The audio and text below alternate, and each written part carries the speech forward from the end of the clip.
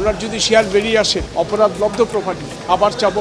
গত 23 মে ঢাকা মহানগর senior special জজ আদালত বেনজির আহমেদ ও তার পরিবারের সদস্যদের সম্পদ জব্দের আদেশ দেন।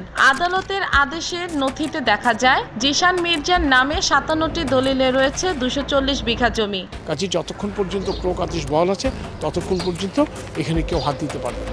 অনুসন্ধানকারী দল প্রত্যেকটা বিষয় খুঁটিয়ে দেখছে। বেনজির আহমেদ ও তার পরিবারের স্থাবর অস্থাবর সম্পদ জব্দ এবং অবরুদ্ধ করতে আদালতে আবেদন করে দুর্নীতি দমন কমিশন। আজকে বেনজির আহমেদ আজকে এখন তার হাজার হাজার বেরোচ্ছে আপনার অপকর্ম, আর তোমরা কি করলে সেটাকে ধ্বংস করলে।